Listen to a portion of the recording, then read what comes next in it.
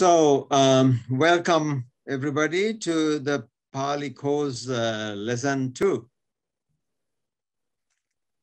I hope you enjoyed the previous one, and I sent out the notes and also the recording, and some of you didn't get the full recording. I mean, the recording has 2 parts to it, like 30 seconds testing part and the other one. So those of you who watch the recording already know each other. So I would really like you to know each other, so that we will be doing some breakout rooms where we will be doing some exercises, hopefully. Yeah. So let's get to know each other. I think we pretty much know each other. Udara is showing her face for the first time. Do you want to, you introduced yourself last time, didn't you? Yes. Yeah. Yeah. Okay, we put the face to the name now. The other newcomer is who else? Ina. Would you like to introduce yourself to the group? Well, I will try to say something, but my English is very poor. So the three questions we asked Ina was, yes. You know, who you are. What brought you? That's a big question. And what brought you to the course, and what do you expect from the course? Yeah. Yes. Over to you. First question. They call me Ina. So that's it about myself. And well, I think when you think you have to serve the world or the universe and all the beings that are in the world, I think it's important to try to do something good, and maybe living the Dharma is a way to try to do it. So I would like to absorb as much as possible about the Dharma or the Dharma, how you pronounce it. So that's my goal in life. It's also my goal with this course. Oh, brilliant. Okay, welcome to the course. Thank you. Exactly. Thank you. We all have a real goal of not just knowing the Dharma, but seeing it. And I think this is what this course is about. I sent out some notes, basically focusing on how we hope to progress in this course. Can you all hear me okay? Yeah? Oh, good. Okay. So we actually want to develop little insights in this course. And you know, the Buddha's dispensation has 3 aspects to it. One is called pariyatti in Pali. Pariyatti. I will write it down for you. Pariyatti. And the other one is called patipatti. Pariyatti, patipatti, and the third one is called patived. So pariyatti is the textual material, the text. Let me see now my writing, whether I could actually write this.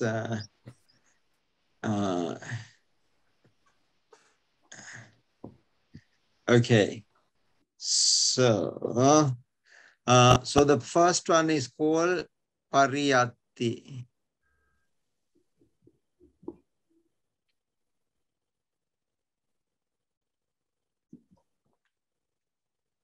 So pariyati. The second one is called pati pati. The third one is called pati veda. So pariyati is the text. Actually, text, the teaching that is handed down to us over through, centuries, through traditions. Patipati is the practice of it. Yeah. Pativeda is the most important part. Realization. Yeah. So the first word is called pariyati. Pariyati.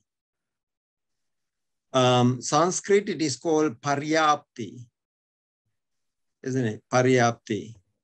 And patipatti is called, in Sanskrit, it's called pratipatti. Pratipatti. And the last one is called pratived. Pratived.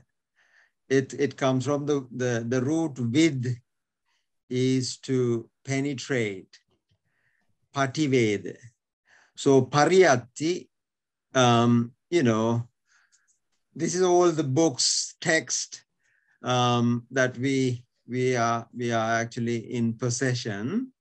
So patipatti is our practice, our meditation, our reflection, our contemplation. So patived is that is the most important aspect, realization. So the Buddha says, this third, step, this is actually, the most important part. And if you don't have the right text, and then, you really can't have a right practice. So, and if you don't have the right practice, and you can't have the right realization. So therefore, when we are reading text, the reading text can be done in, several different ways. In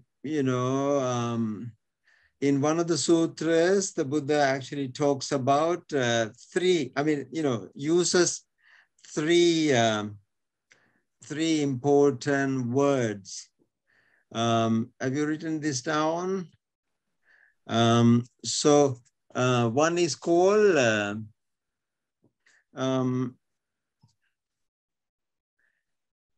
Vijanati. Vijanati.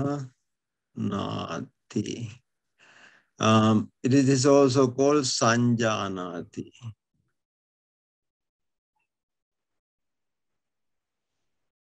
Now, this is actually one level of realization. So you could actually, Vijanana. This is actually knowing through senses. So I would translate this as sense-based knowing. And the second one is called Abhijanati. Abhijanati.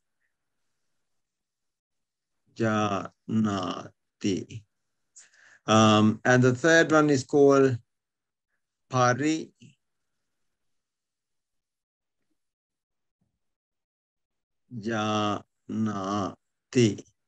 Now, do you see the prefix? This is prefix.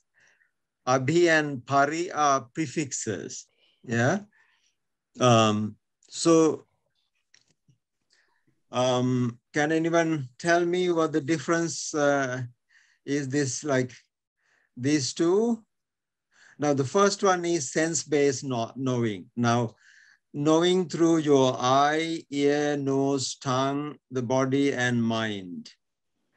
Now, that's the ordinary worldling always, knows things through the the senses.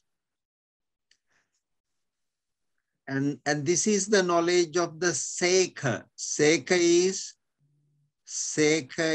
the one who actually entered the stream winner, and beyond, up to the non-returners, up to non-returner.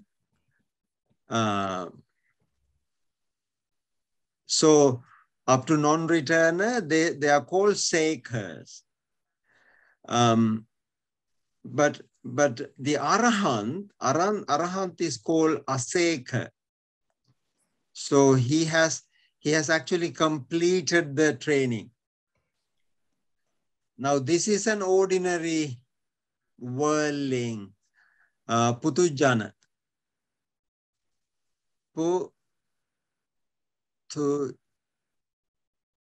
Putujana. So the ordinary worldling always see the world, perceive the world through the senses. Then that is sense-based knowing. The seekers, the stream enterer, actually has gone beyond the sense-based knowing, and therefore that person's knowledge is called special knowledge. Abhi is higher penetrative knowledge, and the Arahant one is now but that person's knowledge is also limited compared to the Arahant. Arahant knowledge is all round. Yeah. So where do you get this reference? This is Majjhima Nikaya, middle length, very first teaching, very first sutta called Mula Pariyaya.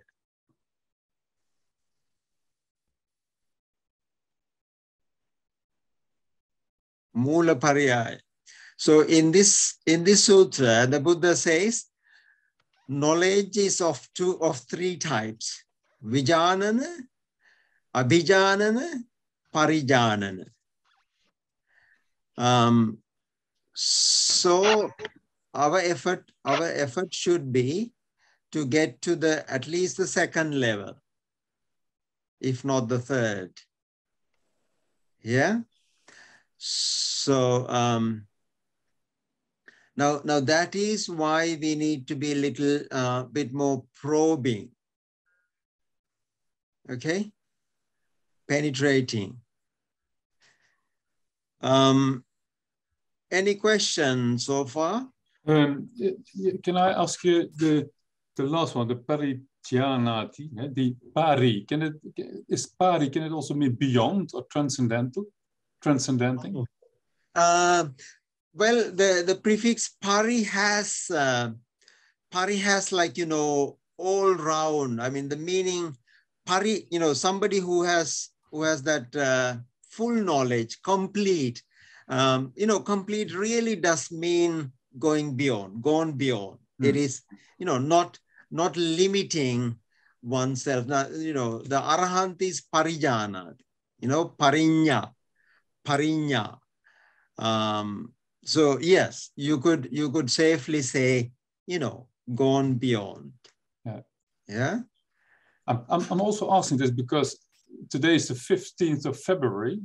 Yeah. And I don't know, but in the tradition in which I'm practicing, we celebrate Parinibbana, the Parinibbana of the Buddha. Ah. Yeah. Oh, that's wonderful. So it's because we celebrate in a way his earthly disappearance. Yeah, exactly. He's going to the No, it really does denote. I mean, the Pali is such a beautiful language because it, even a prefix, suffix, really has that nuance, that, meaning, preserved in this, in the word. Yeah. So parijana. Yeah. Okay. So I mean, this is why in this course, I mean, oh, sorry, Keith. While you were on that sort of theme, yeah, back to a basic question, you know, like what is enlightenment on that sort of scale of things? You know, is that another Pali term and thing that we've been hoodwinked on? Well, no. Here, I mean, you know, in the Mula Pariyaya, in this particular sutta, the focus is, the Buddha says, what is the awareness? What is the you know, epistemological content? I mean, to use a heavy word, of an ordinary worldling. That person's knowing is always sense-based knowing. So they are not in a position to go beyond. Now, when the Buddha used the word Buddha, for example, I mean, he meant this entire gamut of knowing, you know, full, you know, Samma Sambuddha, all knowing, the Buddha. So all knowing is that, you know, Parijanana. So you know, in the text, the Buddha uses the language in such a very clear way to denote, to indicate the different meaning contours, like, you know, ordinary. This is the knowledge and understanding of the ordinary worldling. This is the Sekars, and this is Asekar. So Sekar is the Sotapanna up to non-returner, and Asekar is the Arahant. But what about, can I come back to this enlightenment itself? Does the Buddha use that word? Absolutely. What's the Pali for enlightenment then? What is what? Pali for enlightenment. Buddha. Yeah. You know, Buddho so bhagava, bodhaya dhamman deseti. He says, I having attained enlightenment, I teach for enlightenment. Buddho so bhagava, bodhaya dhamman deseti, in Pali. So he's saying he teaches for the all-round knowing. Exactly. That is saying is enlightenment in the Pali. It comes down to all-round knowing is what enlightenment means. Correct. I think most of the time Buddha is a bit of a similar, is translated as awakening, and awakening is enlightenment. So awakening from the dream of not knowing, and as you fully know, you're awakened of the sleep of not knowing, and the Buddha is awakened to reality, and so he So enlightenment may also be all-round knowing. Yeah. As in Sunil, you know, I know you've got Buddha is awake to know and so on, to be aware. In fact, you got it in those notes. But what you're saying is enlightenment is the all-round meaning to those terms. This Lokutara. Or am I on the wrong? Yeah. It is the, or I mean, you know, when the Buddha, that can also be there are different levels of all knowing, like Samma Sambuddha, you know, one actually, one discovers the path on his own effort. Yep. Whereas the Pacceka Buddha is the one who actually discover, but he's not able to teach it. Yeah. And the other one is called Sutta Buddha. You know, there are three types of people. I mean, you know, that actually relates to each person's skill set. You know, I mean, you know, you may be an all-knowing person, but you are like a teacher. If you are not a teacher, I mean, if you are a lousy teacher like me, you know, you are not of no use, you know. So the Pacceka Buddha. So, and the Samma Sambuddha is the one who discover the path on his own effort and is able to share that with others so clearly. Yeah. But the Sutta Buddha, I mean, Sravaka, it's called Sravaka Buddha. Another word for Sutta Buddha is Sravaka Buddha. When we actually realize our realization, so all three persons has the same level of realization, but their skill sets may vary. Yeah. So that's sort of individual differences. Yeah. Yep. Are you all? Yep. Yeah. It was just I was going through your notes, you see, and you start off, about Buddhists. I won't pick on that at the moment because I didn't think there were Buddhists until a couple of 100 years ago when it was taught to them. I thought up to that point they were all followers of the Dharma. But then you start talking about accomplished enlightenment, and so I was really wondering right at the beginning what the Pali basis for that enlightenment was, to relate, because it just felt like we jumped a bit. So what I'm taking from what you're saying, if I'm on the right track, because I am not into Pali, or not yet anyway. So what we're saying is there is no separate word for enlightenment. It relates to the Bud bit, and it's the all-round knowing. Correct. Yeah. No, it is. Now, see, those three words I told you, Sanjanati, Abhijanati, Parijanati, is that actually those are different facets, levels of knowing. And the one who attained that full gamut is called the Buddha. Yeah. So that's that. Yeah. All right. Okay. No. I mean, the reason, we always try to stay loyal to the text, so therefore the sutras. The very first sutra in the middle length discourses, the Mula Pariyaya, nobody understood it. The monks were very unhappy about this sutra because they didn't understand it. Yeah. But that is a very deep, very profound teaching, and where the Buddha used these three levels of knowing. Yeah. Okay. So okay. If you sorry, Lucian, do you have a question? Yeah, I was wondering how you pronounce this third form of learning. Yeah. Pativedha? Oh, Pativedha. Yeah. Yeah. Okay, so there's an I in there, the letter I, E. Pativedha. Oh, P-A-T-I. Yeah, okay. Yeah. I missed the I. Actually, yeah, okay. That's a retroflex. Pati, not pati. We'll get to the alphabet very soon, and we will see the difference between pati and t, ta and ta. Yeah. Okay. All right. If you're happy, so we'll get to the. I mean, what I usually do is just a little reminder of what we have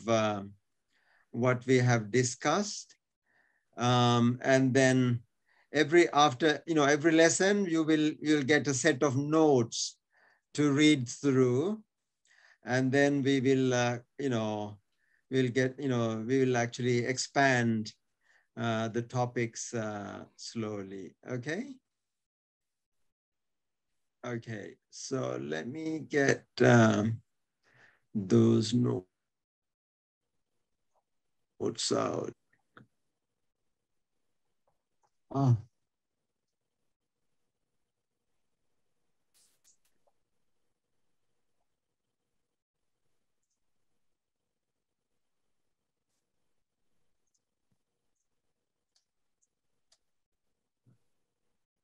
Okay. Yeah. So, can you all see the notes? Now, basically, in this now, we will develop these notes together actually at the end of the course. So you will have enough notes. So, you know, I started off with, a short description of this is Sanjanana Vijanana, which you may not have seen. Then the Abhijanati, and then Parijanati. So if you hear new Pali words, please don't worry too much, and you will get the details written out in the form of notes. Okay, so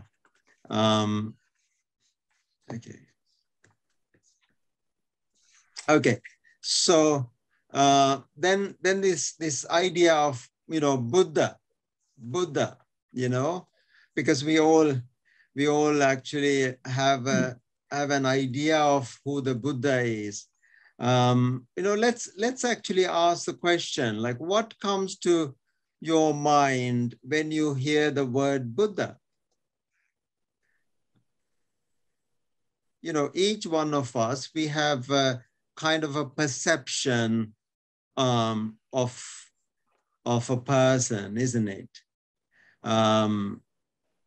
So I mean, in the Pali canon, the Buddha, I mean, the Buddha himself uses it really impersonally. It is not referring to a particular individual, but it's an office.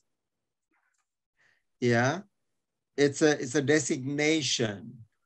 And when Vakkali came to the Buddha and said, you look amazing, and he just actually took so much interest in just watching the Buddha himself, and the Buddha really discouraged that. So in the Vakkali Sutta, Samyutta Nikaya 278. So where the Buddha says, you can't see me just by seeing my physique. You have to see the Dhamma to see me clearly. Yeah. So that's why it is important when every time we actually talk about the Buddha or reflect on Buddha, the contemplation of the Buddha qualities. So perhaps we could actually start off with a recollection of the triple gem and the Buddha Anusati, because that is also part of our training. So do you practice Buddha Anusati at all? Yes. Now that is, one of the, four most important guardian reflection. Yeah, Buddha Anusati. Maybe we could just now. Are you by the way? Are you all confidently able to do the homage to the homage to the Buddha in Pali? I mean, if I just finish this Pali course and you are not able to salute the Buddha in Pali, I will be in deep trouble. Yeah. So let's see actually who can actually pronounce the words correctly and do some, the first salutation to the Buddha. Yeah. Any volunteers? Anybody who wants to do that? I can say okay. Okay, Keith. How many do you want me to do all 3 lines? Yes, absolutely. Yeah. Namo tassa bhagavato arahato samma sambuddhassa. Namo tassa bhagavato arahato samma sambuddhassa. Namo tassa bhagavato arahato samma sambuddhassa. Wow, that's really beautiful. That's wonderful. that comes from the belly. No, that's excellent. That's excellent. So I may have underestimated you, you know. Excellent. Arthamitra, you want to give it a go? Namo tassa bhagavato arahato samma sambuddhassa. Namo tassa bhagavato arahato samma sambuddhassa. Namo tassa bhagavato arahato samma sambuddhassa. Wow, that's a really, yeah, very, now you see that there are different styles, like there's, you know, like even in the Theravada tradition, there are actually, you know, different styles of this, yeah.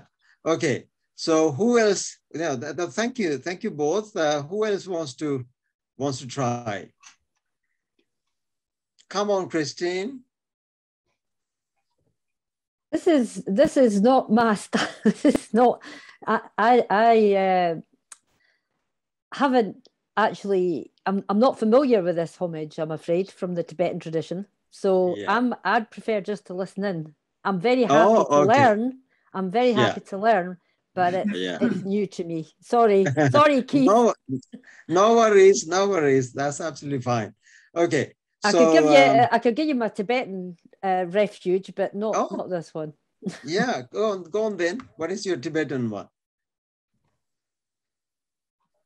I'll get braver as the weeks go on, Sunil. Okay, no worries. Okay, so anyone else would like to try it out? Yeah. Yeah, I'd like to try. I'm going to just copy Artamitra's melody because I've never done it, but then I can practice. Oh, brilliant. Namo tassa bhagavato arahato samma sambuddhassa. Namo tassa bhagavato arahato samma sambuddhassa.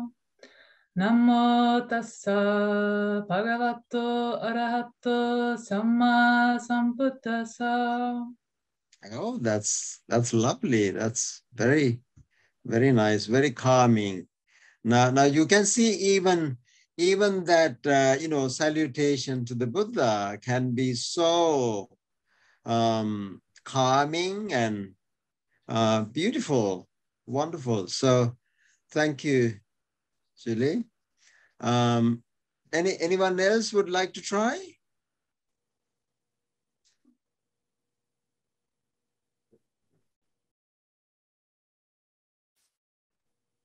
Okay, I think the others want to try even harder parts. Okay, so all right. No, what I would like to say is, now you see, Venerable Dhammarathana showed you last time.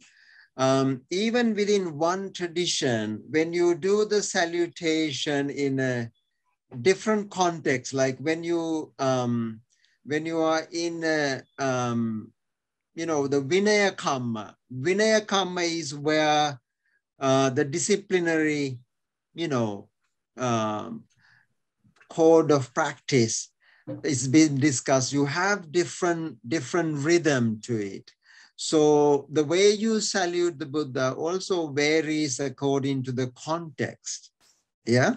So I think Venerable Dhammarathana did show you the slight difference. Would you like to repeat that for those of you who were not here last time?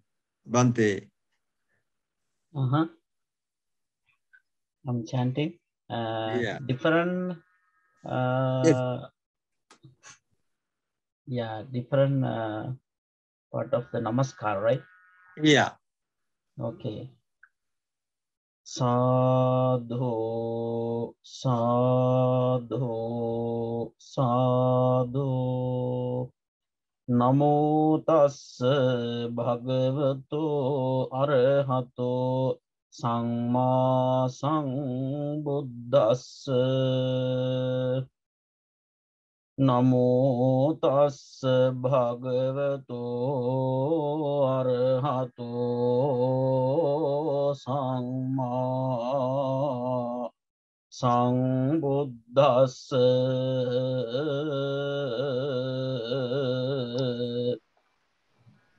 Namo tassa bhagavato arahato samma sambuddhassa.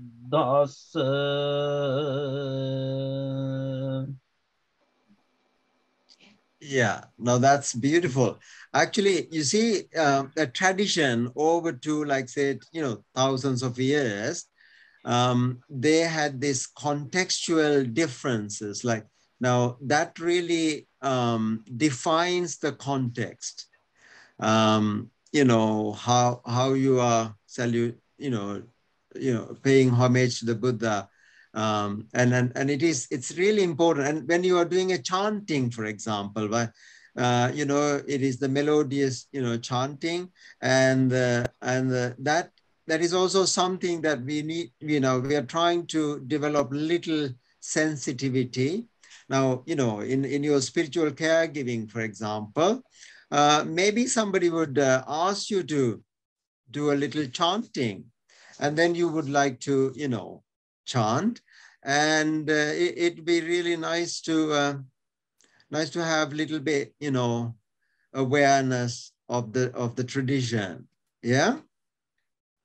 And actually the salutation can also be little bit extensive or longer. There's a longer salutation, and I know I don't necessarily encourage or ask you to remember all of this, but maybe we can give a little sample of the long salutation where somebody with faith wants to reflect on the Buddha and then do the Buddha Anusati. And then now say, for example, in my daily chanting, I do the longer version from time to time, just to remind me the qualities of the Buddha. So would you, Bhante, would you give a little sample of the longer version? Longer namaskara, right? Yeah. Yeah. That is amazing. Okay, I'm starting. Namo tassa bhagavato arahato sabbadhang meso appatihata jnana charas dasabala dharas Chatuvesa Rajya Visaradas Dhammarajas Dhammisras Dhammacharas Tathagatas Sabbanyuno Samma Sambuddhas. Oh, thank you so much. That's beautiful. So that really shows when you're doing a bit of chanting, they also have overnight chanting. Yeah. So sometimes from 6 o'clock in the evening till about 6 o'clock in the morning, without non-stop, just go on chanting, and to bless people, bless houses, and in pandemic situations, they used to do that kind of overnight chanting, and where these longer versions are used, right? So okay, so the reason why we want to know a little bit of background is for us to be able to, first of all, to be aware of those contextual differences. And the second thing is now, as spiritual caregivers, to develop some sensitivity to those differences. Okay, so any questions about chanting? Okay, Artamitra. Short question. The last time you mentioned the Pali word for chanting, which meant something like meditating together or so. Yeah. What was that word? Oh, it's called Sajjhayana. Sajjhayana. Shall I write it down for you? Yes, please. Yeah, it's okay.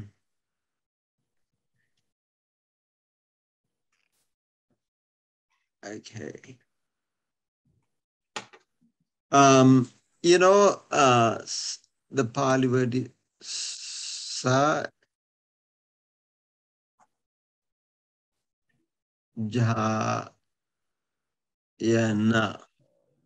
Sajjhayana. Double J, yeah? Yeah. So actually it is made up of Sa and Jha. Sa is collective, Jha is meditation. Oh, yeah. Yeah. So collective meditation. I mean, I think that is because we have a very specific idea of meditation, but we never take chanting to be another form of meditation. But it is in the Buddhist tradition, isn't it? Yeah. Thank you. Yeah. Yeah. Okay. All right, folks. We will be taking a short break about 7:45 in your time, 6:45 in my time. Yeah, we will take a short break, comfort break. And is it anybody? But that's 25 minutes with you. If you take a break till 7:45, that's 25 minutes break. No. It is actually the break is 15 minutes. Okay. Yeah, 7:45. Yeah. So now my time is 18:21, and so 18:45 to 1900, we will be taking a short break. Yeah. Okay. Yeah. Okay, Christine. Yeah, I just showing my profound ignorance here in terms of chanting, Sunil. Because we've been saying since last week that it's not a spoken language, but if the chanting is done in Pali, then it is a spoken language. That's yeah.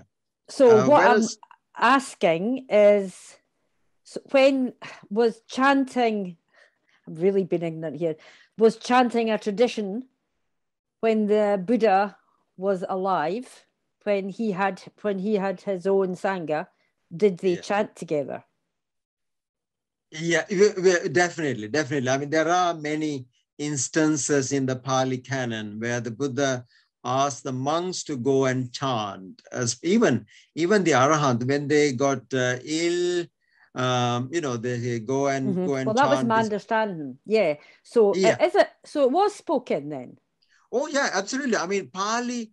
I mean, this Magaji. The people. I mean, what we term Pali today is it's called literary version of the Prakrit.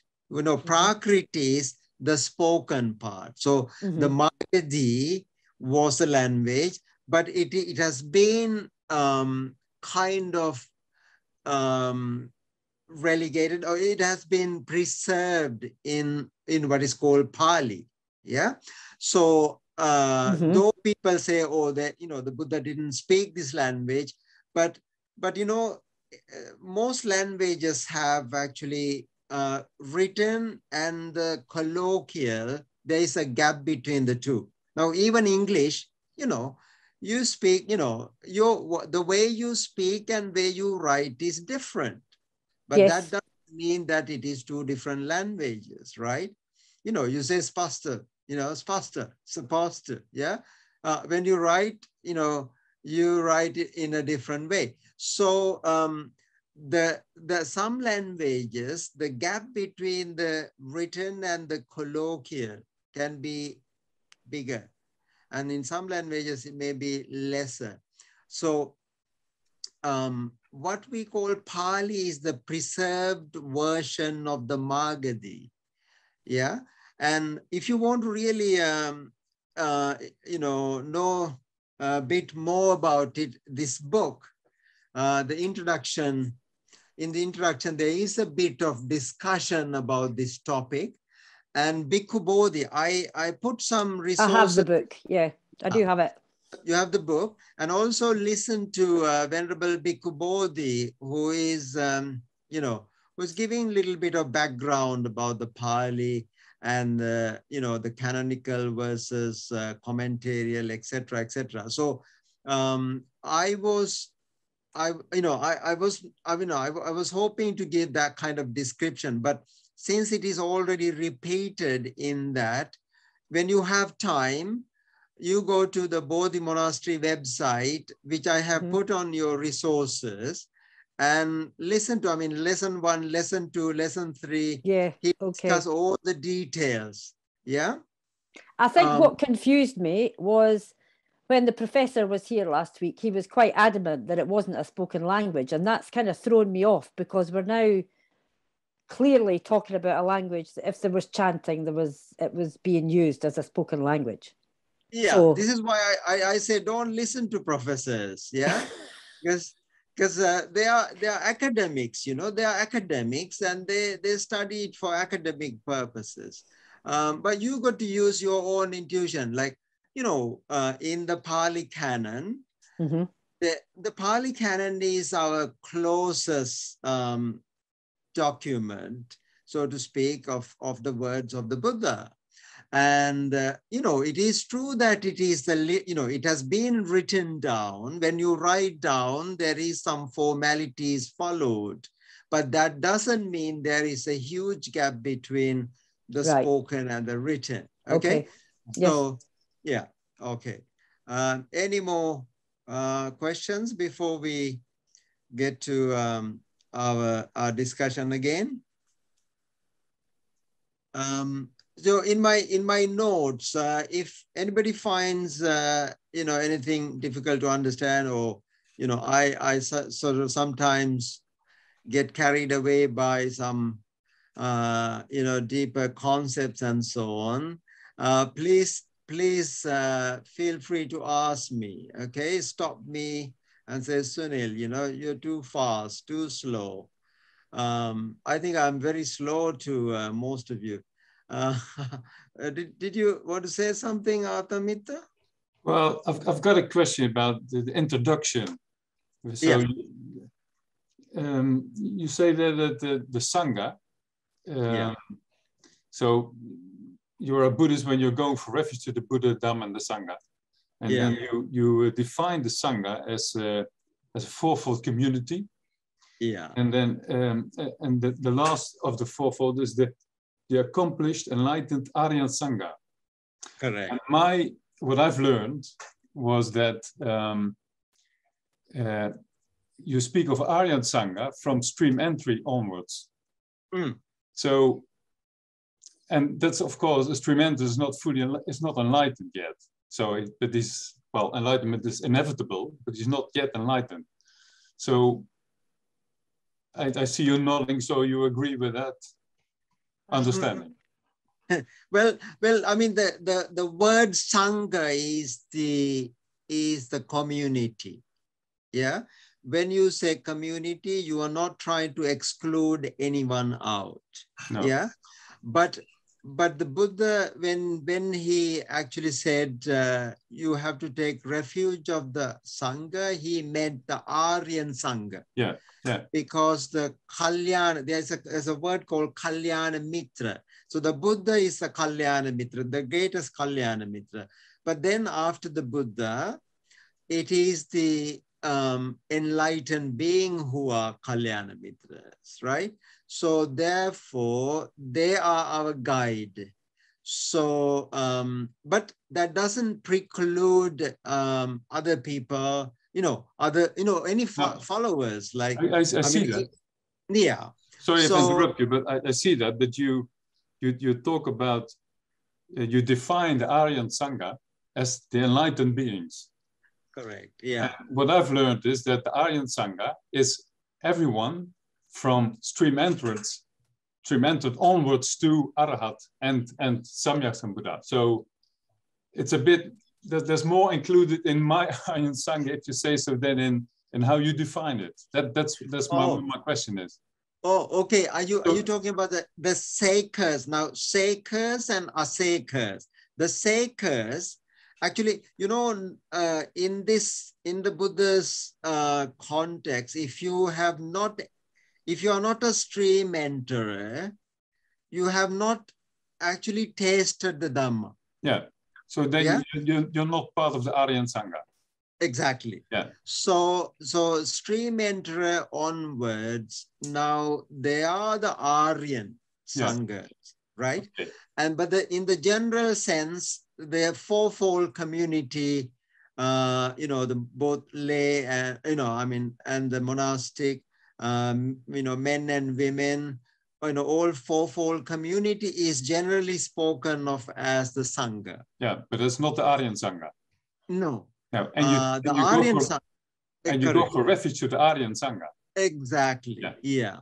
The reason being, everybody cannot pave the way for you because, they all have their own. Now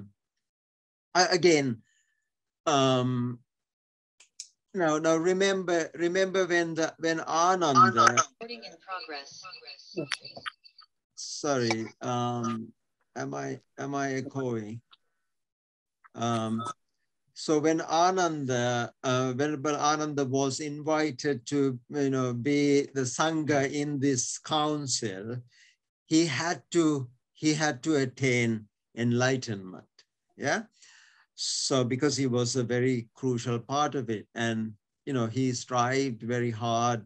Blah blah blah. So that is that really shows this need for seeing the teaching through in order to become a part of the community. Yeah. Okay. All right. Let me actually get to now. Is it everybody? Everybody has got the book, right? You have done your homework, and this is my expectation from you. I'm not a spoon feeder. I'm not right. I will not go through every page and so on. So I would expect you to at least read read and also practice, or do some exercises in this book. And I would say now we have covered the lesson 1, lesson 2, something like that as we go along. Okay, so I would advise you to do as much work as you can. Could I say something on that? Oh, please, Sunil? Yeah. I've also been doing some lessons of the Pali primer, and those really helped me to get in there. Yeah. They start off a lot simpler, and that helped me a lot. So it's maybe it's a help for other people. No, thank you very much. Thank you, Lucien, because we are at different stages in our learning Pali.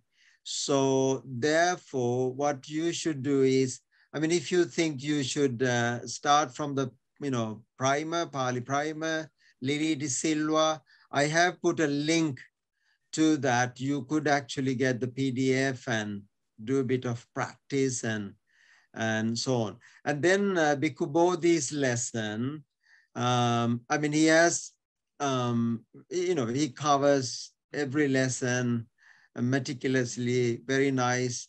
So you could actually listen to that and practice a bit and so on.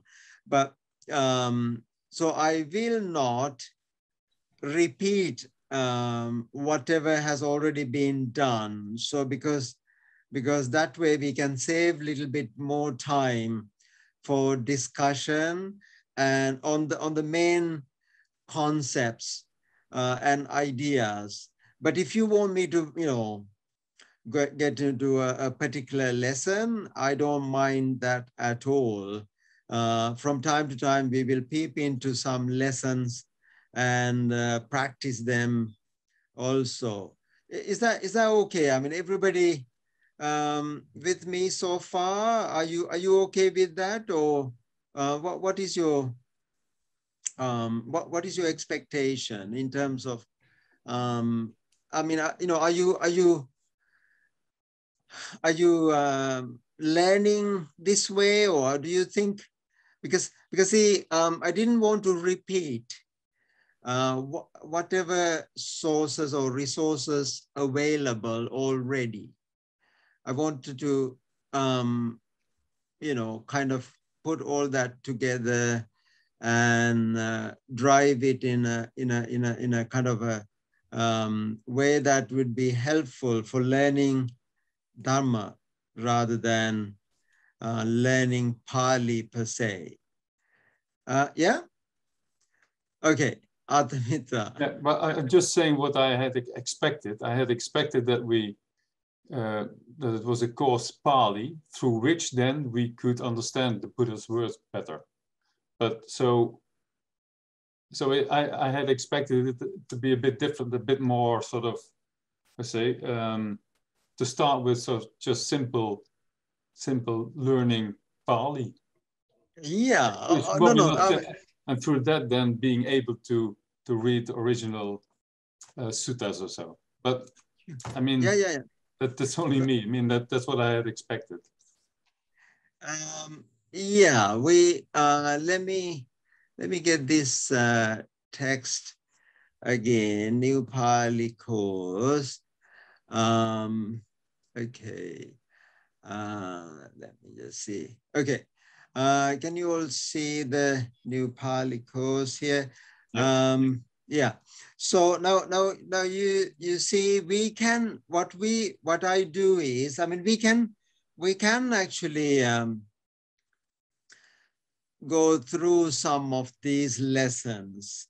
Okay. But what I'm saying is, it will, I mean, I know we are having only a limited time from, this month to June.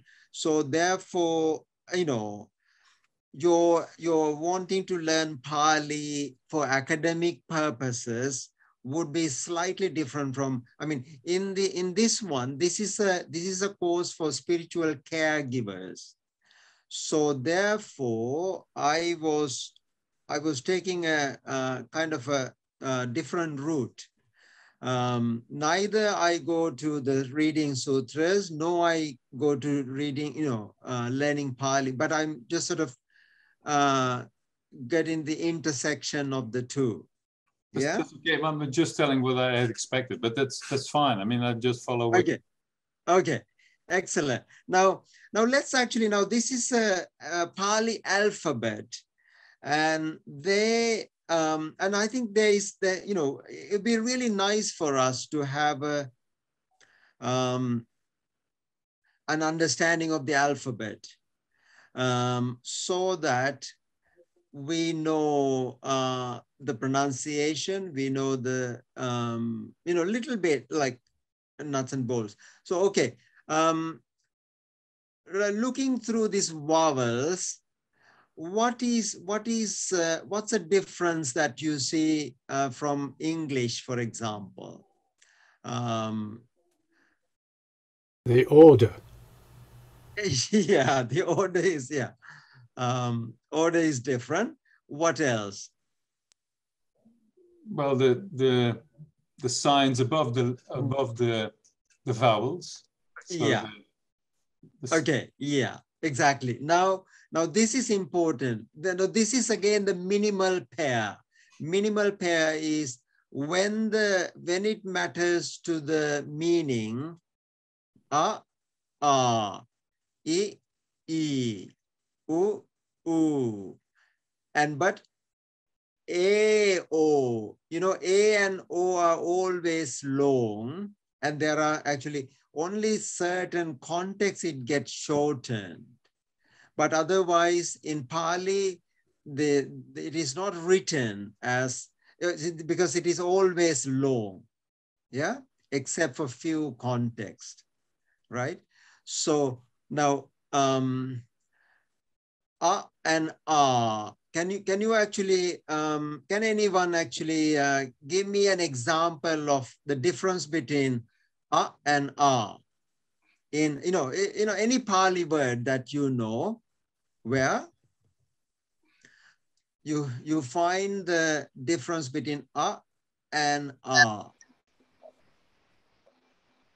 Maybe like just Theravada there is one longer A there. Yeah, exactly. Theravada. You know, when you write Vada, you write the Theravada. Yeah. Thera, again, then there's short Thera, and is there. Thank you, Julia. Thank you. And could I ask something about that? Yeah, sure. The short A is sometimes pronounced as like in ahung, and sometimes as a, as like Theravada, but then a short a. So when which? Yeah, that's a good question, Lucia, because it is not like English. Again, that we write it as a schwa, like versus open and close. Not So tere and say come. When you say come, yeah, K-A, ka, open, right? So there is, A is also of two types in pronunciation. That's a slightly contextual difference. And some people say like Buddha, and some people say Buddha. Buddha. In that context, I mean, either would be okay, but usually in the Theravada tradition, you don't call it Buddha. Buddha, right? So the one is closed and one is open. Yeah. Yeah. So when do you use which? That it is the context is highly difficult to predict. It has actually something to do with the consonants. We will. I know there are certain rules that you can posit, like say before the double consonants, like say et.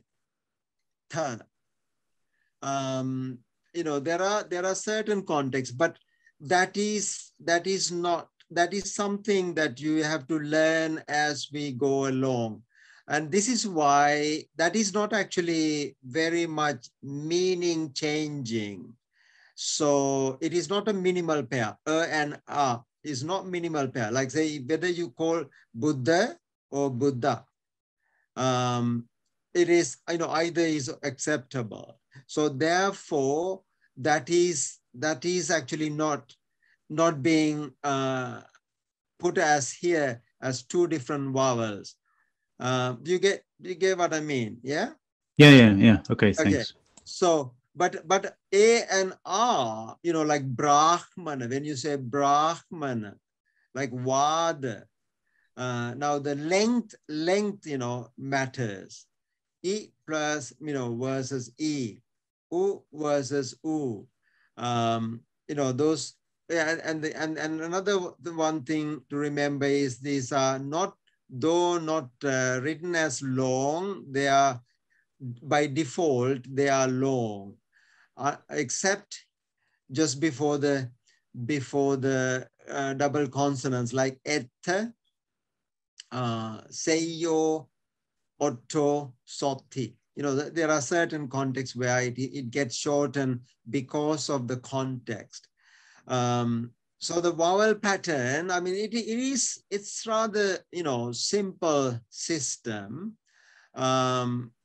So we you know, these two are linguists, and they actually have a long description of the vowels, and you know, and because in English the some vowels have the, you know, diphthongal. You know, diphthong is like you know, like gliding type, whereas Pali it is not. So that you know, just read the introduction, and you will get to that. Okay. And another interesting one is this half nasal, which is like NG in English, like, you know, sing. Yeah? So when you say sung, you know, so this half nasal is another interesting feature in the Pali. Okay. And another one is like the aspiration. Aspiration is like puff of air, like ka versus ka, ga versus ga. Now, when you say sangha, you have to say sangha, not sangha, right? When you say sangha, that's a different word. Ja versus ja, like, you know, da versus da, da versus da, ba versus ba. So, and now that's aspiration. Aspiration is like, you pronounce it with a puff of air, right? Now that is meaning changing, and that's why you have two different words given here, right?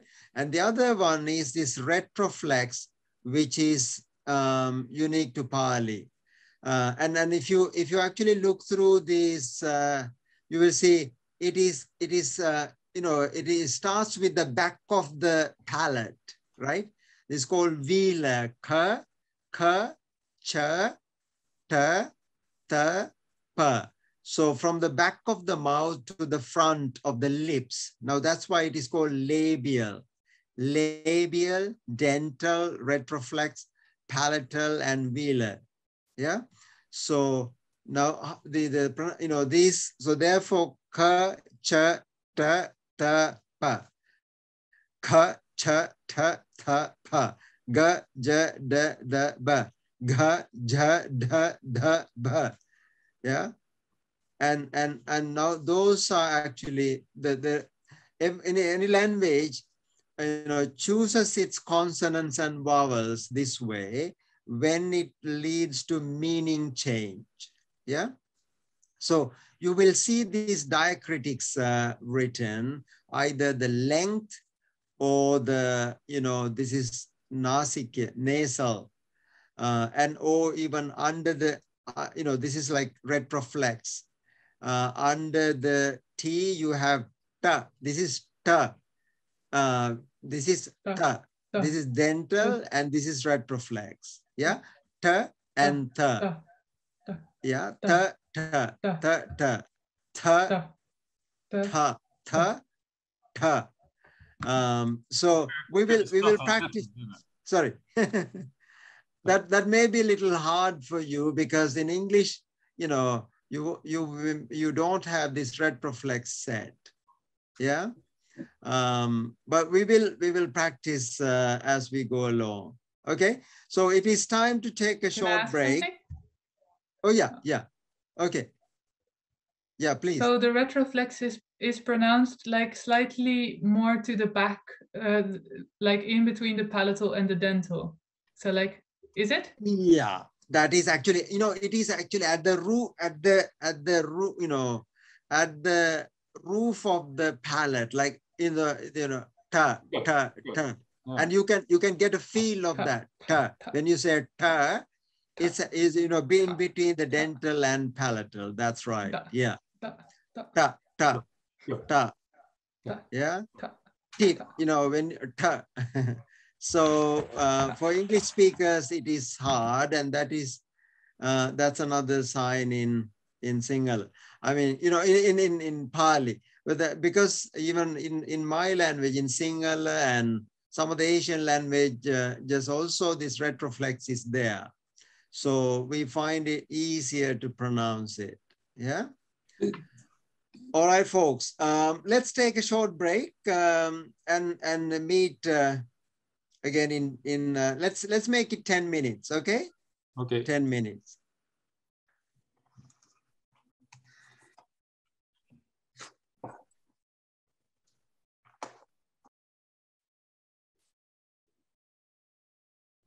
It must be too late for you, Venerable. You're used to burning midnight oil, yeah? Sir, I should leave quite early tomorrow, full moon day. So I should. Oh, okay, okay. No worries at all. Yeah, yeah. Please feel free. Yeah. So, before you go, any points, anything that you would like to make before you go? So which full moon day is this? This is February, isn't it? So Navam, is it Navam? Navam. Okay, Navam full moon day. Yeah, maybe you know, one day maybe you could also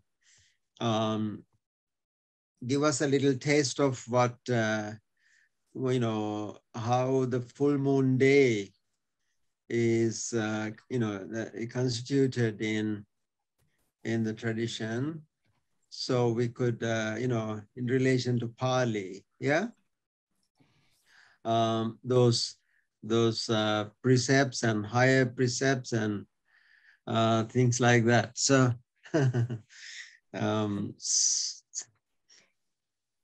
yeah, okay, folks, welcome back.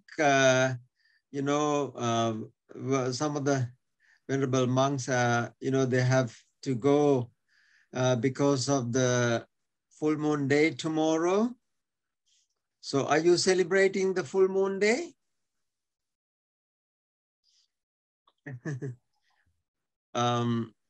Because the Buddhists, you know, follow the lunar calendar. That's why the Buddhists are called lunatics, yeah?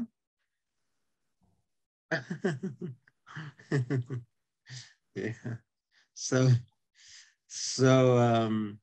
yeah, so please feel free. Welcome back, everybody. Any questions so far? I wanted to get to our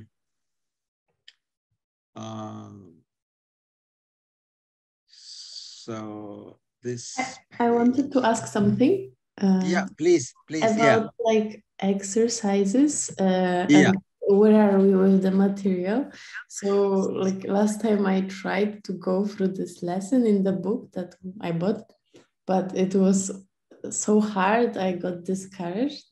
I didn't know about this easier book. Now I found it. So I had like, I was thinking maybe you could make like at least one exercise after a lesson and add it at the end of the notes. So we know what we should know after the lesson, like just to practice. Yeah. Really nice.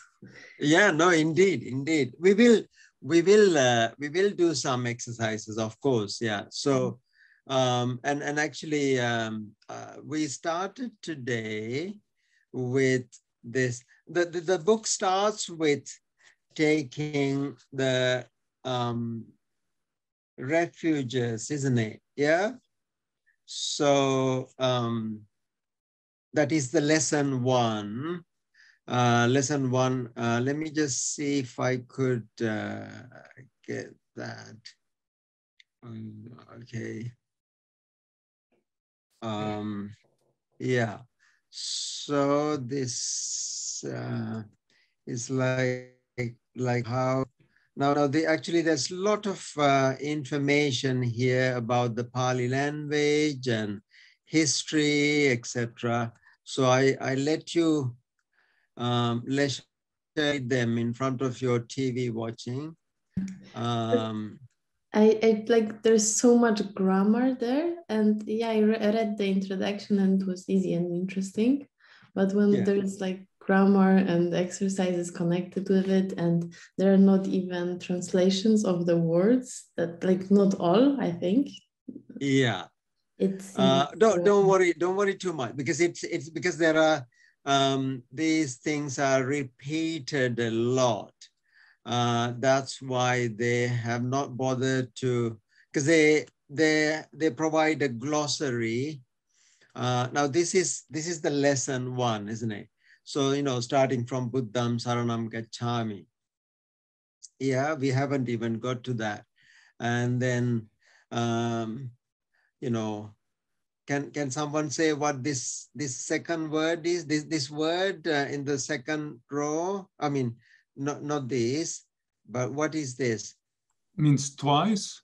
Yeah, twice. Dutiyang pi, for the second time, or twice.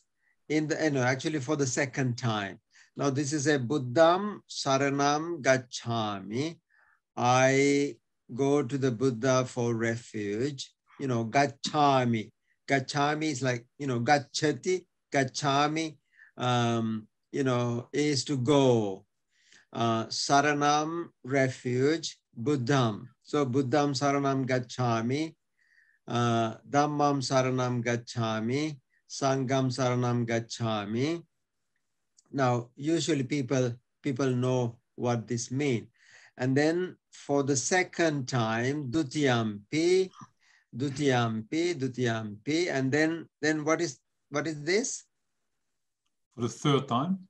Yeah, third time. Tatiyampi, Tatiyampi. Yeah, Tatiyampi for the third time. Now, you are actually saying the same thing. This is for the first time, second time, third time. Yeah. And then there are the precepts, but they don't give the precepts here, but they come later. Yeah. And then they start with actually this is about chittam, mind, bhikkhave, mind or monks, adantam, untrained, Mahato is very, anattaya, anattaya is translate. Non-self, non-self, no self. No. Here, anartha, not anatta. Yeah, anattaya is leading to destruction.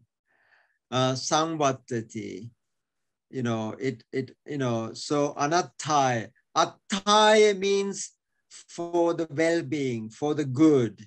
Anattaya means the opposite of that. Yeah. Leading to destruction, leading to unwholesome. Samvatati.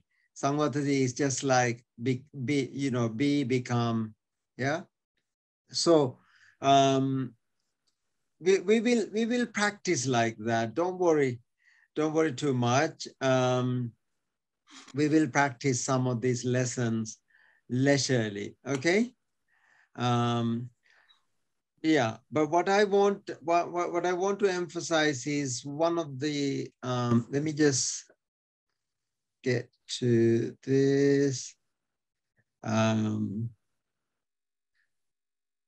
Okay. Do you see this document? No? Yeah. Okay. Pali alphabet and linguistic features.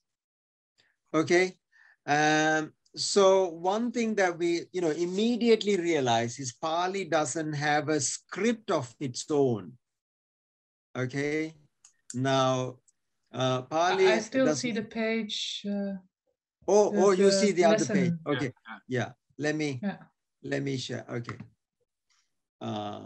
This is the problem. See, I wanted to get to you, not through the Zoom, but okay. Okay, can you see it now? Yes. Okay, excellent. So there are some linguistic features in the Pali, as we discussed. Pali has no script of its own, but is written in several different scripts depending on the country in which it is written. So for example, in Sri Lanka, Pali is written in the Sinhala script. In Thailand, it is written in Thai script. Myanmar, it is written in Myanmar script. And in English, you have the Pali Text Society written in the Roman script. Yeah. So Pali is a language which doesn't have. I mean, that is really unique, isn't it? And that is kind of, that shows it is how universal the language is. So it's a classical language which doesn't have a script of its own, but wherever it went, it acquires its own script. So the Pali Text Society, PTS, Pali Text Society has written all Pali sutras, entire Tripitaka in the Roman script. Yeah, and that is one important fact about Pali. Pali is a classical language, spoken. I mean, well, we already said that. But when it goes to different countries, sometimes the pronunciation can also vary. Now, for example, gachami, go, is pronounced as gesami in Myanmar. Yeah, if you say Buddhang Saranam Gesami, don't be surprised. Venerable Dhammarathana has to cater for. Sorry? Buddhan Saranang Gissami. Yeah, exactly. So it is the same word, but the pronunciation, how it is articulated is different. But usually like Sri Lanka, Thailand, and most other, I mean, even in the West, Gachami is known clearly, but only, I mean, I don't know of any other country which has other forms other than Gesami. I have heard, this in Myanmar Buddhist, and also Venerable Dhammarathana, when he administer 5 precepts and triple gem, so he uses its own pronunciation rather than our own. Yeah. And that's another important fact to remember. And another one is like consonants are organized from back of the palate to the front, as we discussed. Okay, and the aspiration is meaning changing in Pali. A and O are long unless they are followed by double consonants like et Now, etha, here it's a is short. Etha, seyo, e is short. You know, o is short, sotti. Very rarely. So there are some important, features, linguistic features of Pali language, which you will immediately recognize when you get to this reading, doing lessons and so on. Okay. Any questions?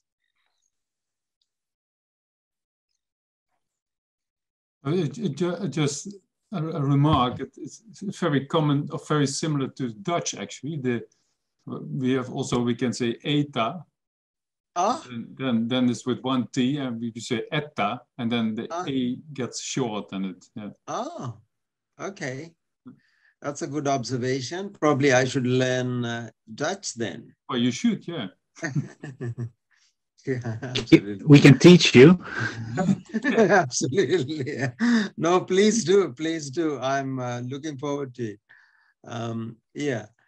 Sri Lanka has been under Dutch rule for quite some time, but we have learned few words, Dutch words, but mostly legal terms and so on. But yeah, so yeah. So Sumedha, by the way, is an expert, and I think it may be very boring for you. You're a Pali academic, aren't you? Yeah. Not that much. Yeah. So Sumedha is a Pali academic teaching some monks as well. And I don't know why you are, sitting in boring Pali classes like this. But yeah, any other observations, Sumedha? So far it's okay, nice. So far so good, yeah? Yeah. Brilliant. Okay. Can I ask one short question? There was one of the letters was an N with a sort of nasal. That is nya. Yeah. That's another one. Yeah. Let me get this. Yeah. Are you talking about? Are you talking about this? Yeah. Yeah. Yeah. I'm talking about. Yeah. So if you say sanya,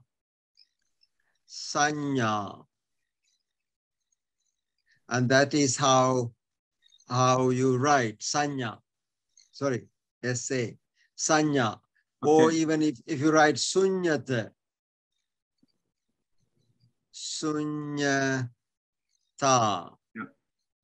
Yeah. So this is a nasal. There's a particular, yeah. So nya,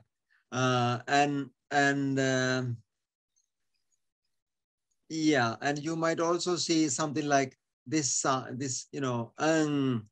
at the end, that sort of writing. There are few features. We will meet them. We will actually see them as we go on. But actually,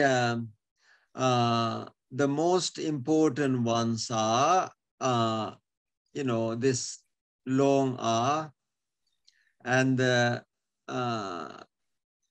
this half nasal. This is equal to actually NG. Yeah. Like, like say,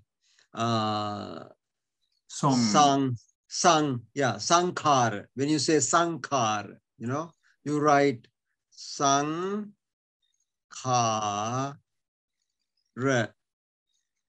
Yeah, sankar. So this is written as this sankar. And what are the other ones are retroflex, like T this is actually pronounced like in English, ta, dental, whereas this one is called ta, ta, atta, atta, not atta. So atta is one thing, atta is one thing, atta is another. Yeah. So this also holds for aspiration. You have to say ta and ta. Yeah. So dot underneath. So that's another one. And then the nya nasal nya.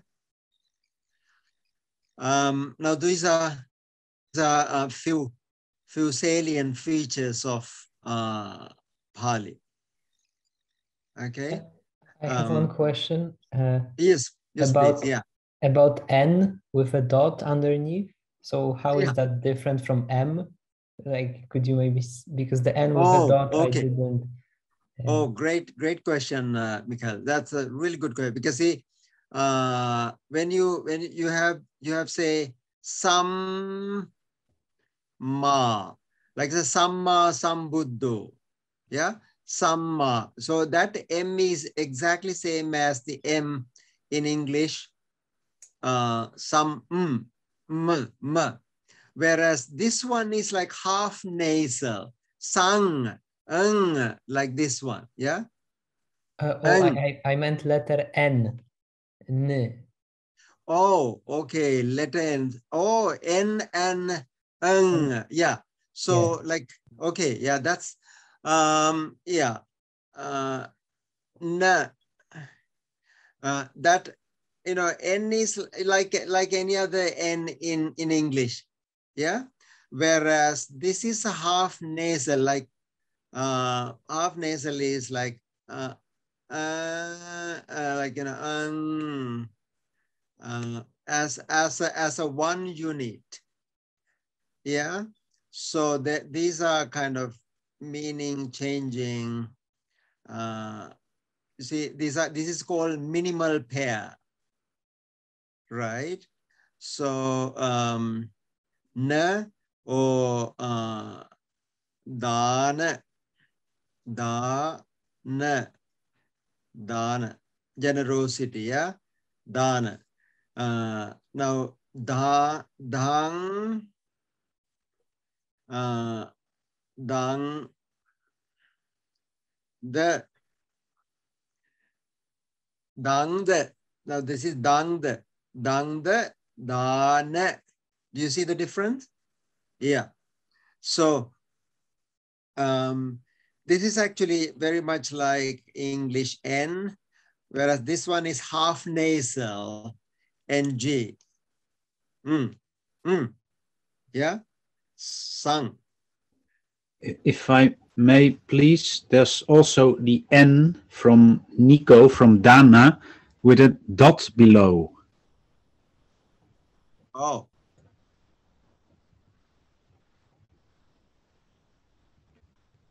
So the N with a dot below. What does that sound like? Oh, right. That's also N, like retroflex N, like that's a pronunciation difference. And n, like when, like it is a retroflex N versus N. Okay. This n is actually on the dental side, whereas this is in the middle. Yeah, retroflex. So it's actually before the dent, you know, before this. This is called murda. Murda is the roof of the palate. Yeah. That's right. Now that's another feature in the sound pattern of Pali. Yeah. So so please feel free to ask, and we will discuss as we go along. Those crucial features of the Pali And in this text, one thing I would like to do is get you to do a bit of, you know, like say pronunciation, so that just to make sure that, okay. Now let's just practice a little bit, like with this, you know, Namo Tassa. Let's practice. Let's get you know, does anybody would like to volunteer to read this?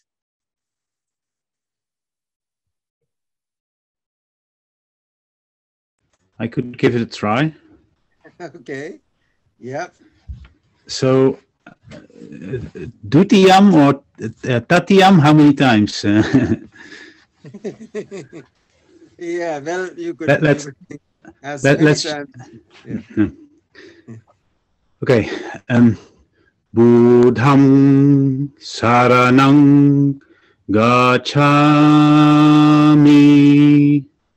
dhammang saranang gacchami,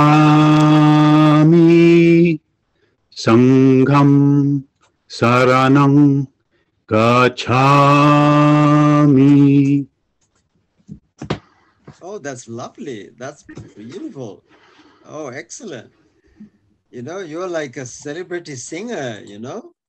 I hear some of these celebrities actually, you know, sing that beautifully. Buddham saranang gacchami. Yeah, that's great. So one thing is this gaccha, you know, the shorten, like when you, I mean, our sound pattern is like gacha, like gachami, gach. So that they are the A is shorter than whenever A is actually preceded by two consonants, it loses its kind of full length, gachami. Rather than say gachami, like gachami, yeah? So, okay, anybody else would like to try the second set?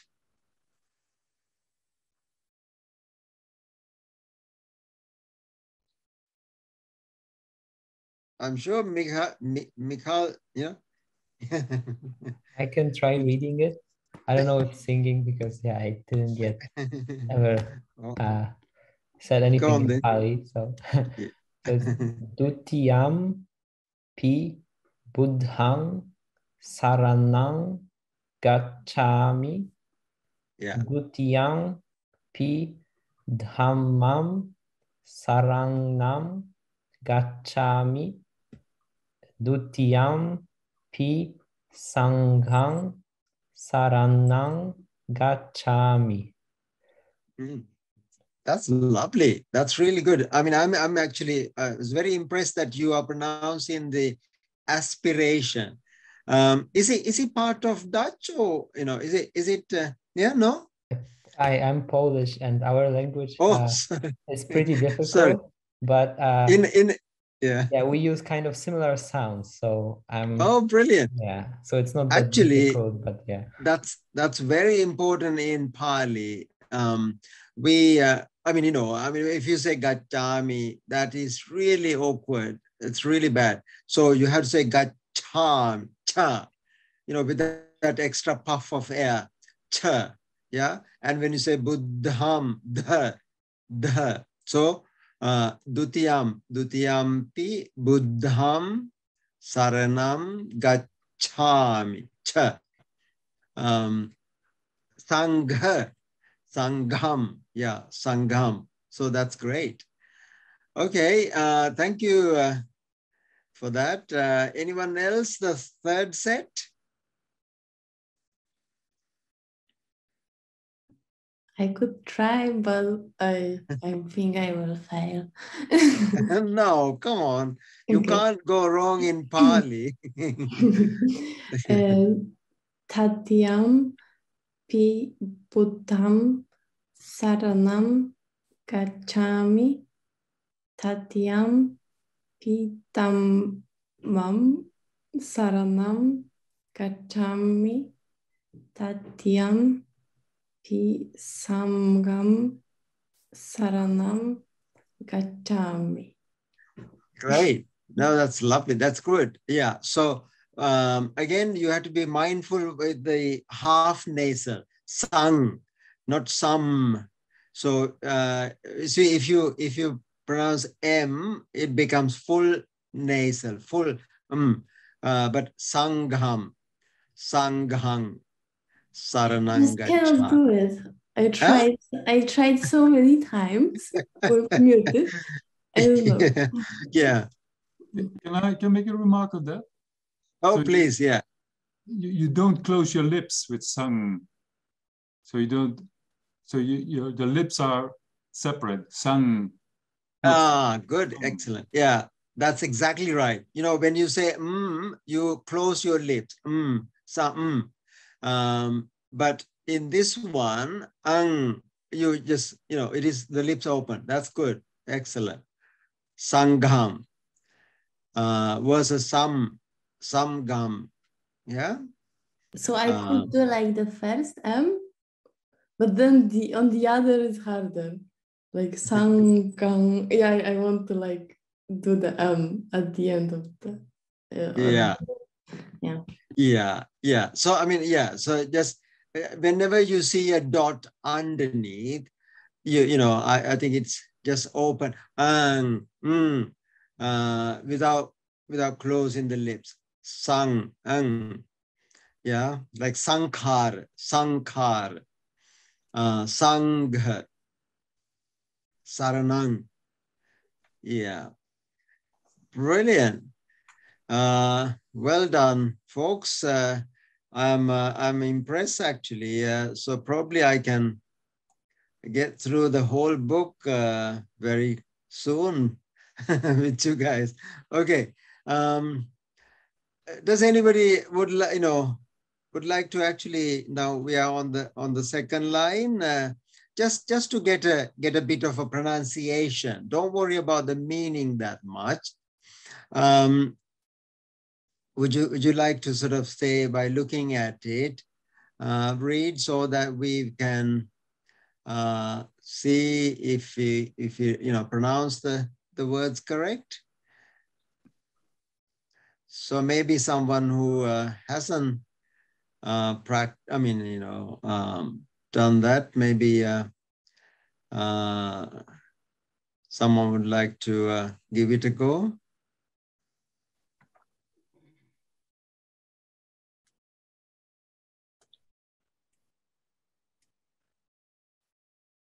Can try. Yep. Chittang vikare adantang mahato anataya sangvatati. Yeah, great. Sangvatati.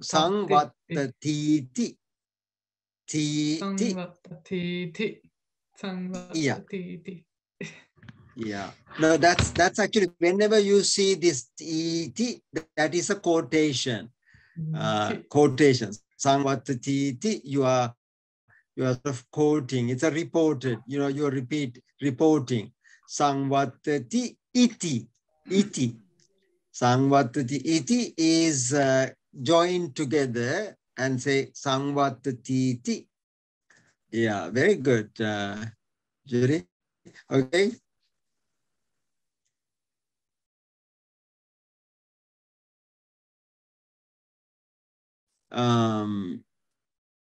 Yeah, would you like to read the second line as well? Yes. Chittang bhikkhave dantang mahato ataya sangvatati. Very good. Brilliant. Now see, looking at these two sentences, do you see immediate difference of the two lines?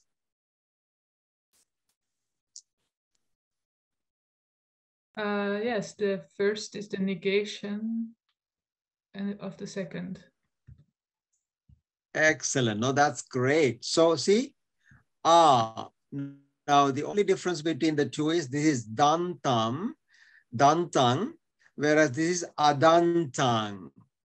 Now you see the negation immediately, adantang versus dantang.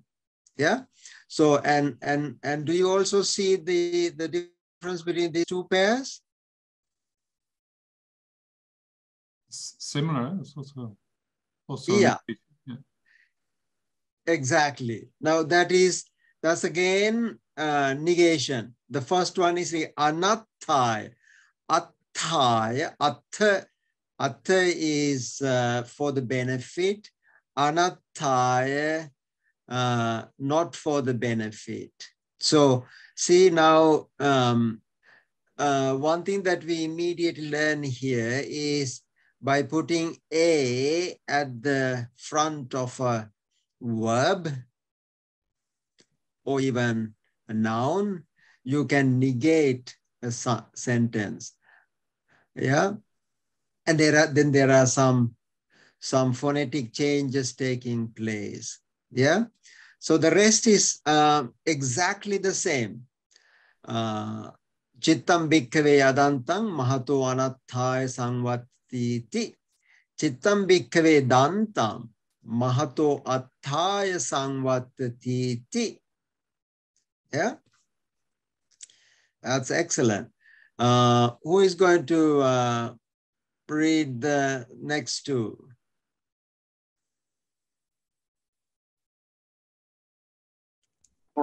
May I?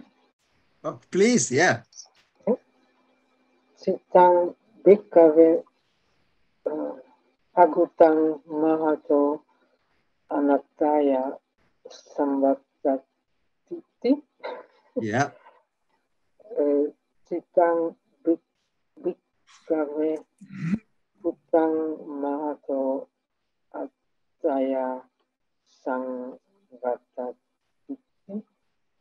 Yeah, excellent, excellent. So again, see, these are really perfect sentences to learn the language. So Chitam Bhikkhave Aguttam. No, the word is Guttam. Guttam is close. Gutta. Guiha, Gutta is to, close. Close is protected. Here the meaning is guarded. This has a kind of a range of meanings. One is guarded, close, or protected, guarded, gutta. Yeah. Agutta is again the negation, unguarded. Mind or monks, unguarded. Mahato is very much. Anathaya, not so desirable. Sangvatati becomes. Yeah. So monks, when the mind is unguarded, it is not for the benefit. So Guttam is guarded, protected. Yeah, Mahato Atthaya. Atthaya is for the benefit. Yeah, so they are really lovely sentences. So Adantam is untamed. Dantam is tamed, tame, train and tamed. So it's kind of, general sense, meaning. So agutta, okay? So, and the rest actually remain the same. The only these words. Okay. Does anybody want to try the next pair?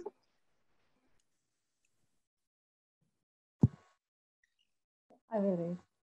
Yeah.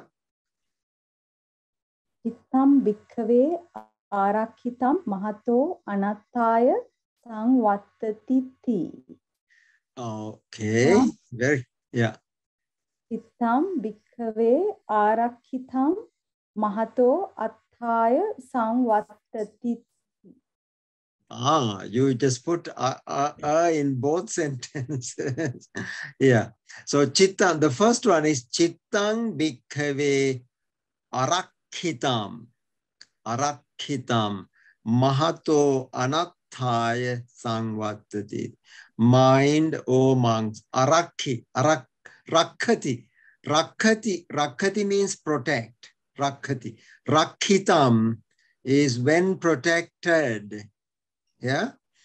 Mind, O monks, when unprotected, then it becomes greater,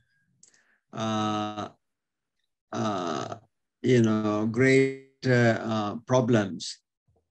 Chittam bhikkhave rakhitam. So rakhati.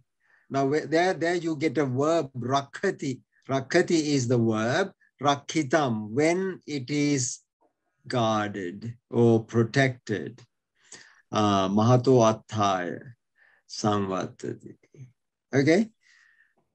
Brilliant. Okay. Let's read the last pair and then take a okay. Yeah, let's move on to the next topic. So who wants to try the last pair? I can try if you like. I can try. Please. Yeah. Chittang bhikkhave asangvutang mahato anataya samvattatiti.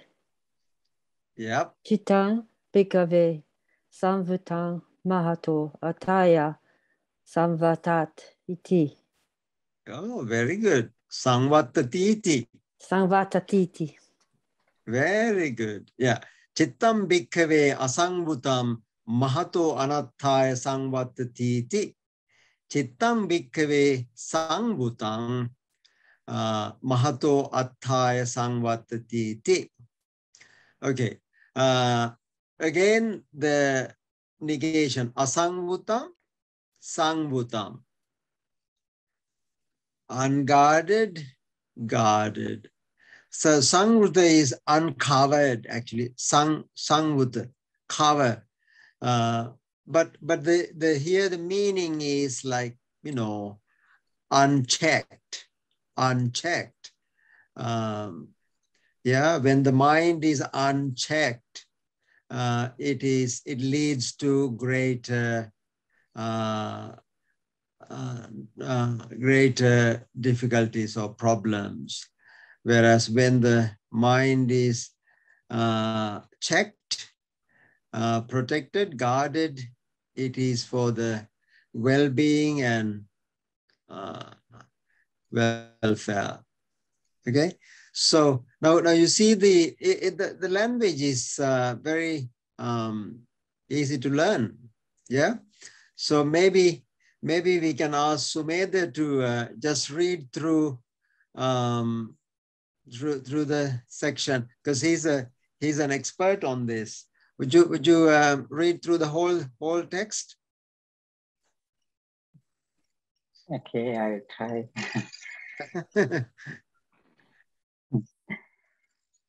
Chittang bhikkhave adattang mahato anattaya samvattatiti.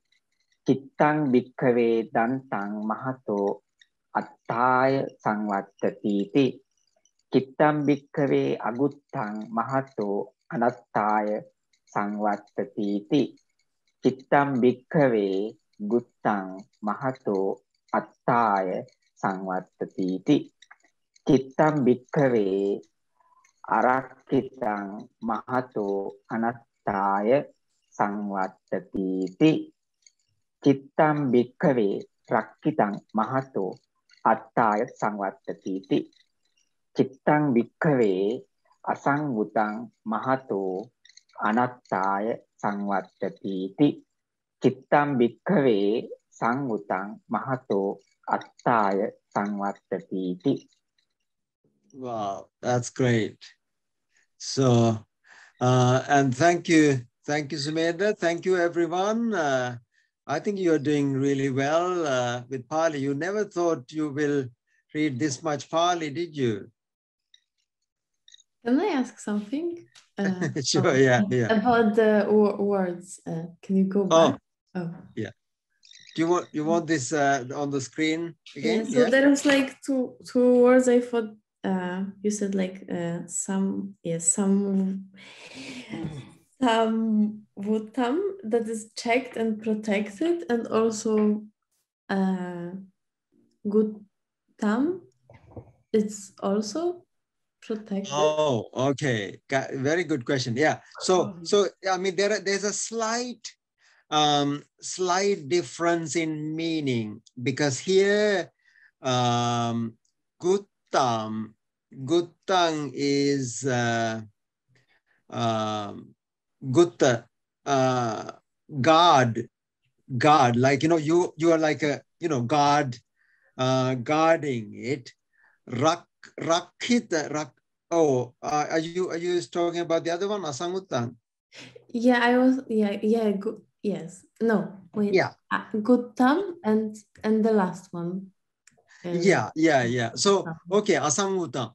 Now, actually, you know, these words sort of denote similar meaning, but the Buddha is a master of language. You know, like what he means is like here, gopa, you know, is guarding. Guarding means you guard it from outside. Yeah. You know, Sangbuddha, it has a meaning slightly different nuance. It is like both with awareness, with you know, internally and externally. You know, like Sangbuddha. Similar meaning, but there's kind of internal and external sort of nuance you get. And when you see the context, you see the Buddha gets into the very specific sense, like, you know, like say when you take precepts, for example, you can observe precepts for external reasons, like, you know, you don't want to end up in the prison for breaking, you know, the law, right? And that is that there's a bit of a guarding need from externally, whereas Sangvara is kind of being more aware of the or more understanding. It shows deeper understanding here. Yeah, I mean that is kind of intuitively you have, the Buddha says the reason why you should take precepts is not because people give those precepts to you, like the monks give precepts and we take them because they give us, you know. But the real precept taking is when you fully understand the value of it. So now that is how it gets bit deeper when you go down. Sort of gutta for me, it denotes sort of an external guarding, whereas rakkati or sangvutta is both internal and external with more understanding. Yeah. Does that, I mean, no, that is a sort of, because, you know, I have put some remark in my notes. I say, when you read the Pali Canon, you really should read it with a very sensitive, open mind. You know, to read the mind of the Buddha rather than, you know, okay, this must mean this. So rather than we apply our meaning or ascribe our meaning to the word, we should try to get what the Buddha meant. So, yeah, therefore there is when the Buddha talks about some topic, internal, external, and all round, all aspects are very well discussed and described. Yeah. Sumedha, do you agree? Yeah, yeah, I also had one more question. Sure. Yeah. Okay, Julie. About the suffix, like tongue. Tongue. Yeah. Okay. Yeah. What does it mean? Oh, sang butam. When this actually is it is again in the grammar it is explained. Sang butam. When it is like an absolutive. Absolutive is like when it is done so. Yeah. The actual verb is sang varati or rakati or gopeti. This is kind of a different form of a decline form of the verb. Yeah, we will get to that. We will get to that. But those are good questions. Yeah. Yeah, I think Christine wants to ask something. Yeah, this was just, I'm just speculating. I'm having a moment of speculation just when you were talking about external and internal. And earlier on, you were talking about the levels of knowing that we experience. Correct. And I'm just wondering, is there any interconnection here between this kind of progression towards inner knowing as he moves through the instructions on the mind? Oh, absolutely. Absolutely. Now actually, when you look at these precepts, for example, and refrain from doing this, doing that. I mean, the Buddha was never uncompassionate for us. I mean, some people ask, why there are 227 rules for monks. Venerable Dhammarathana is supposed to observe 227 rules, whereas we have only five precepts. Yeah. So I mean, but I think the yeah. I mean, the more you understand the value of the precepts, it's not something that you have to do. It is something you be. Yeah. I mean, this is the problem with we following religion. We actually try to do. But the religious teachers always want us to be, I mean, one monk came to the Buddha, not Venerable Dhammarathana though. he said 227 rules is way too many, I want to disrobe. I can't observe two. and the Buddha asked, can you observe half of that? And he said, still too many. And he said 50? No. And then he said, how about, half of that, 25? Oh, that's even too many. And then the Buddha said, can you just follow one rule? Oh, and then he had a moment of reflection. He said, oh, if it is one rule, I would consider that. Yeah. And what was that rule? The Buddha said, can you be mindful from moment to moment? Yeah. I mean, all the rules is about that, being mindful, doing the right thing. And so therefore, the Buddha says, I mean, first 20 years of his time, he didn't give any rules at all, no rules. Even I would have become a monk at that time, no rules, you just have simply easygoing, yeah.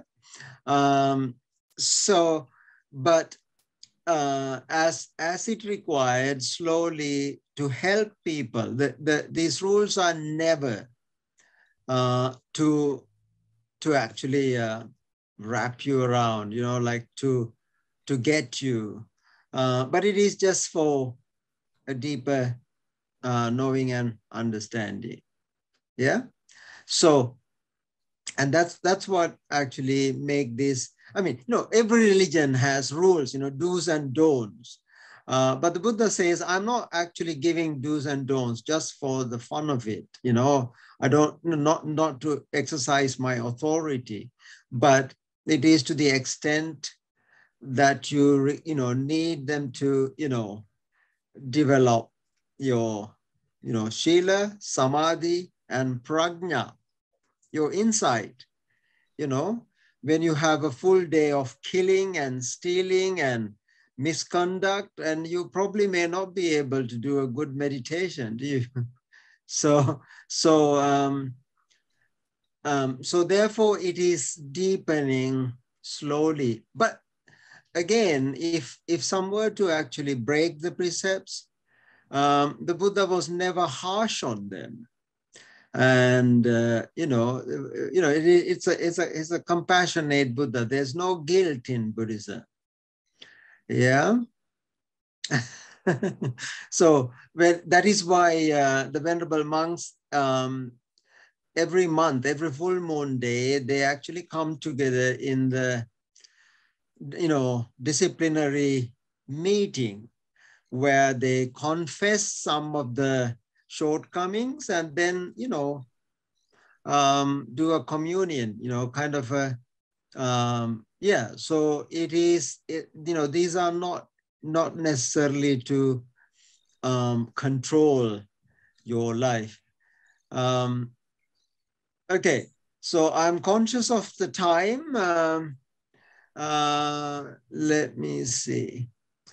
Are we we are pretty much, we want to be right on time in the military precision to appease Keith. Otherwise, on the third day, he will say, I can't manage time with you. So yeah, I just want to pay attention regarding negation in the previous exercise. So I just noticed that there are two ways of negation, right, in the single sentence.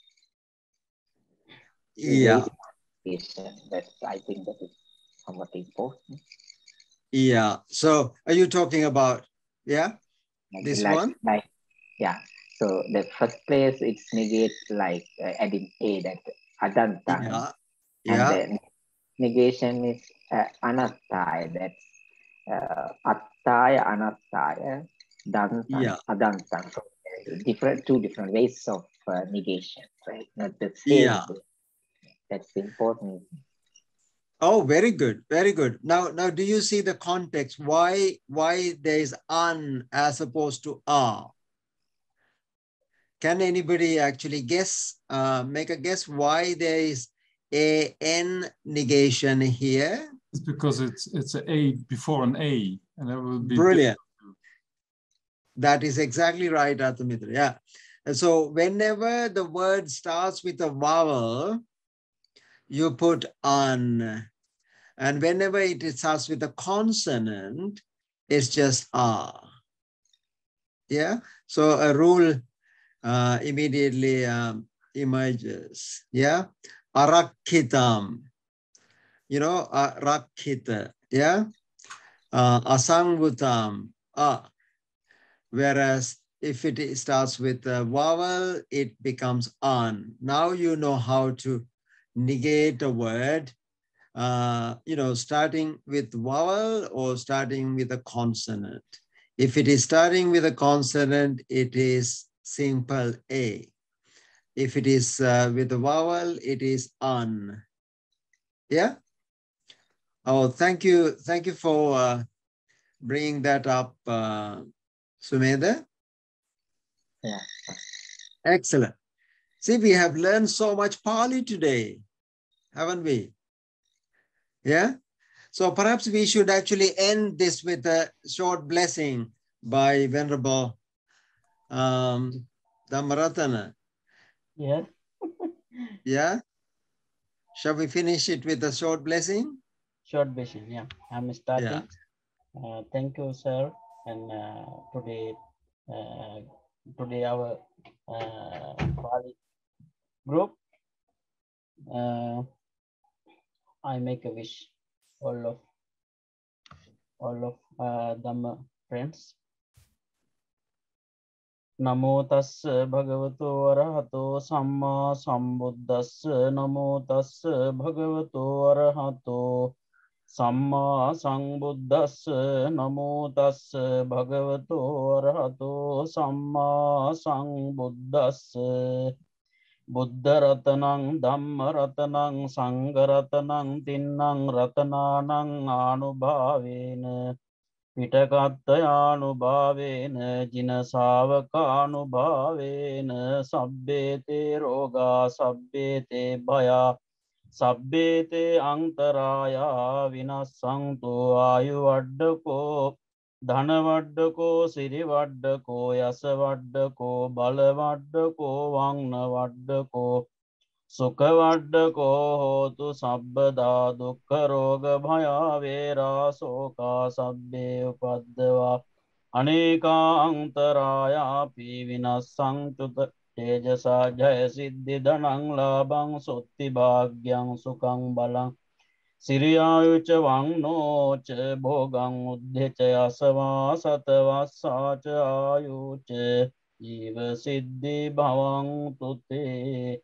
Etena sacca vajjena sottite hotu sabbada Etena sacca vajjena sabba rogo vinassato Etena sacca vajjena hotu te jaya mangalang. Sadhu, sadhu, sadhu. Blessings with metta, may you be well and happy, peaceful, especially the Navampoya days coming. Right now, Navampoya celebration, our the Navampoya day, especially Bodhi Puja, USA, and our temple, blessings and protection, chanting for health and safety, and around the world people. Thank you, sir. And thank you, Bhante. Thank you so much. You are so kind. You're welcome. Yeah, sir. thank you. Thank you, everybody. So we'll see you next Tuesday. And please, in the meantime, send me any questions. I will again send you the notes of today. And anything, please feel free to email me. Yeah? Take care. Thank you. Bye. Yeah. Cheers. Bye. Thank you. Thank you. Bye. Bye. Bye bye. Thanks. Bye bye.